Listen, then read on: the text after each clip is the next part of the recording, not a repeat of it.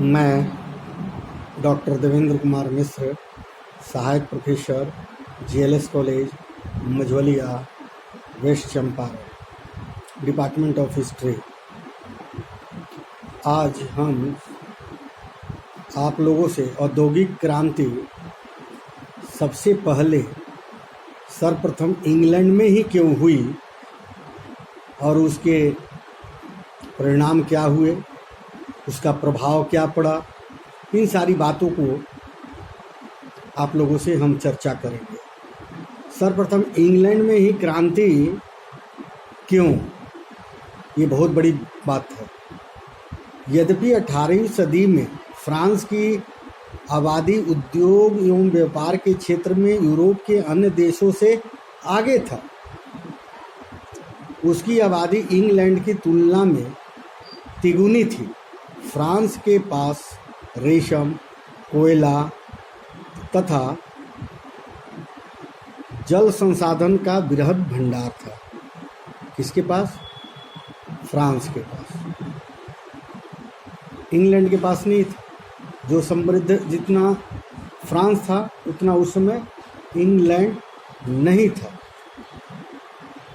फिर भी इंग्लैंड में ही औद्योगिक क्रांति क्यों शुरुआत हुई, सर्वप्रथम हुई? क्योंकि औद्योगिक क्रांति का मूल आधार वैज्ञानिक अन्वेषण होता है। इंग्लैंड में वैज्ञानिक खोज की परंपरा फ्रांसीसी बेकन के समय से ही प्रारंभ हो चुकी थी। अनुसंधानकर्ताओं की स्थापना के फलस्वरूप कई वैज्ञानिकों ने राजकीय संरक्षण प्राप्त कर विभिन्न William Cavendish, Davis, James Watt, Arkwright, Johns Kay, Samuel Crompton आदि अपने युग के महान वैज्ञानिक हुए, जिनके अमूल्य योगदानों के फलस्वरूप इंग्लैंड में सबसे पहले औद्योगिक प्रगति का मार्ग प्रशस्त हुआ। फ्रांस में विदेशी व्यापार के लिए बनी वस्तुओं में विलासिता की सामग्री की प्रधानता होती थी। फ्रांस में जो भी वस्तुएं बनती थी वो विलासिता से संबंधित होती थी, जिनके निर्माण में मशीनों का उपयोग नहीं हो सकता था। साथ ही दीर्घकालीन क्रांति एवं युद्धों के कारण फ्रांसीसियों का जीवन अस्त व्यस्त हो चुका था। उसमें उत्साह और साहसिकता का अभाव था। आर्थिक संघ या शान के निरंकुश तथा सामंती स्वरूप होने के कारण व्यापारिक गतिविधियां पर अनेक प्रतिबंध लगे थे, परंतु इंग्लैंड में ऐसी बात नहीं थी। इसके अतिरिक्त कुछ ऐसे कारण थे जिनसे इंग्लैंड में ही सर्वप्रथम औद्योगिक क्रांति की श्री गणेश हुआ था। कोयला तथा लोहा का प्रचुरता का समीप होना। सौभाग्य से इंग्लैंड में कोयले तथा लोहे की प्रचुर मात्रा में उपलब्ध थी। इसके अतिरिक्त इंग्लैंड के उत्तर पश्चिम में लोहे तथा कोयले की खानें समीप ही मौजूद थी तथा बंदरगाहों के निकट स्थित थी। ये सारी सुविधाएं जो कच्चे माल की व्यवस्था थी वो इन सारे उद्योगों के पास में ही थी और यहाँ कच्चा माल लाना और ले जाना आसानी पूर्वक संभव था। इन दोनों पदार्थों के अलावा अलग रहने पर भी पूंजीपतियों का लाभ उठाने के लिए यातायात व्यय बढ़ जाती थी। अतः दोनों वस्तुओं के साथ साथ होने से देश के औद्योगिक उन्नति को काफ़ी सहायता मिली तथा कारखानों को प्रारंभ में बेसी कठिनाइयाँ नहीं हुई। पूंजी की प्रचुर उपलब्धता। 16वीं सदी से ही इंग्लैंड में अमेरिका, वेस्ट इंडीज, भारत आदि देशों के साथ साथ व्यापार के कारण काफ़ी मात्रा में पूंजी एकत्र हो रहा था, जो औद्योगिक उत्पादन में लगाया जा सकता था। भारत में बंगाल प्रांत सबसे अधिक समृद्ध प्रदेश था, जिसमें अंग्रेजी व्यापारी मालामाल हो गए थे। आप सभी जानते हैं कि अंग्रेज भी आए थे तो बंगाल के रास्ते ही हमारे देश में प्रवेश किए थे। इस समय तक इंग्लैंड में पूंजीवादी व्यवस्था की जड़ें पूरी तरह जम चुकी थी। देश का विदेशी व्यापार वहाँ के बैंकों द्वारा नियंत्रित था। बैंक प्रणाली के विकास में पूंजी अधिकाधिक मात्रा में उपलब्ध थी। तथा यह पूंजी उद्योग धंधों में निवेश किया जा रहा था। इंग्लैंड में आर्थिक विकास के कार्यक्रमों पर कोई प्रतिबंध नहीं था। अतिरिक्त पूंजी के बल पर भी कृषि क्रांति सफल हो सकी थी। इस प्रकार इंग्लैंड में अर्थव्यवस्था संगठित हो चुकी थी तथा पूंजी की प्रचुरता के कारण यंत्र के सहारे वृहद पैमाने पर उत्पादन का कार्य प्रारंभ हुआ। यद्यपि फ्रांस में भी विदेशी व्यापार आदि के कारण धन एकत्र हो रहे थे, लेकिन फ्रांसीसी धन एवं राष्ट्रीय आय का एक बड़े भाग पर अपव्यय राजदरबार द्वारा हो रहा था। वहाँ पर जो पैसे थे उसको अपव्यय किया जाता था, जबकि यहाँ इंग्लैंड में उसका सदुपयोग किया जाता था और कल कारखानों में ज़्यादा पैसे का निवेश किया जाता था। मजदूरों की समस्या या उपलब्धता राजनीतिक दृष्टिकोण से इंग्लैंड में सुरक्षित देश था। यूरोप के अन्य देशों में धार्मिक अत्याचार से त्रस्त जो लोग थे वो इंग्लैंड में ही शरण पाते थे। फ्रांस से भागे बहुत से कुशल मजदूर इंग्लैंड में आकर बस गए थे। ऐसे मजदूर व्यापार तथा उद्योग धंधों में संचालन में इंग्लैंड वालों की सहायता के लिए तैयार थे। इसके साथ ही इंग्लैंड में मध्य युग में चली आ रही बंधुआ प्रथा श्रेणी व्यवस्था फ्रांस की अपेक्षा बहुत पहले समाप्त हो चुकी थी। आप लोग जानते हैं बंधुआ मजदूर उस समय हुआ करते थे, जो उसी के अधीन कार्य करेंगे। वो लोग वहाँ से छूटकर इंग्लैंड में आकर बस गए थे और इंग्लैंड में अपने श्रम को उस कारखाने में देने के लिए तैयार थे। कारखानों में कार्य करने के लिए यहाँ सभी स्वतंत्र थे। इस प्रकार इंग्लैंड में औद्योगिक क्रांति के सफल बनाने में मजदूरों की महत्वपूर्ण भूमिका रही। इंग्लैंड में भौगोलिक जो स्थिति थी वो वैज्ञानिक एवं औद्योगिक विकास में काफ़ी सहयोग दिया।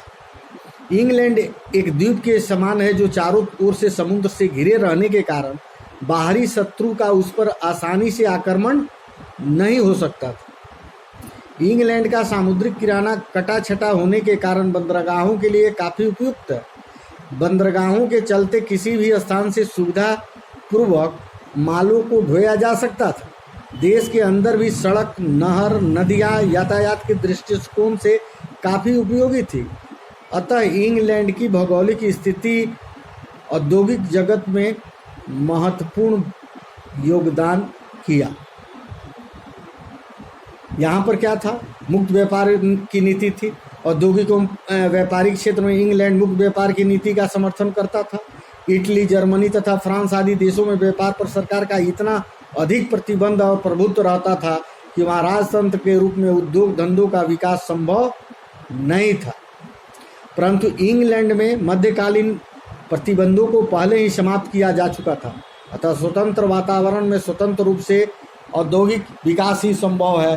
जब तक पूरी आज़ादी नहीं होगी, पूरी कैपिटल नहीं होगी, पूरे मजदूर नहीं होंगे, तब तक किसी भी उद्योग का चलना असंभव है।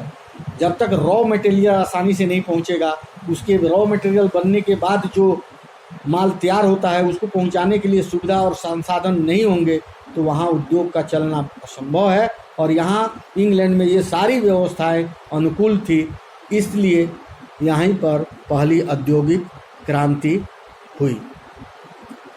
बाजार की अधिकता, इंग्लैंड के पास विशाल औपनिवेशिक साम्राज्य थे। कई देशों पर उनका साम्राज्य था जहां वो माल बेच सकते थे। आपको मालूम है कि भारत से भी कच्चे माल जाते थे। यहाँ से नील की खेती करने पर मजबूर किया जाता था, कपास जाता था और मैनचेस्टर से कपड़े बन के पुनः भारत में आते थे, बिकते थे। ऐसे ऐसे कई देशों पर इंग्लैंड का राज था जहां वो अपने निर्माणाधीन माल को आसानी से पहुंचाकर और बाजारों में बेच सकते थे। ये इनके लिए बहुत ही सहायक था। 18वीं सदी तक इनका उपनिवेश साम्राज्य पूर्वी कनाडा, उत्तरी अमेरिका, फ्लोरिडा, भारत, पश्चिमी अफ्रीका आदि तक विस्तृत हो चुका था। इस उपनिवेशों को अधिक क्रांति के दो मूलभूत आवश्यकताएं थी: कच्चे माल की उपलब्धता और उत्पादित माल को बाजार में ले जाकर बेचना। इन उपनिवेशों में बृहद मात्रा में कच्चे माल एवं प्राप्त होते थे तथा ब्रिटेन के कारखानों में उत्पादित मालों के लिए एक विस्तृत बाजार के रूप में कार्य करते थे।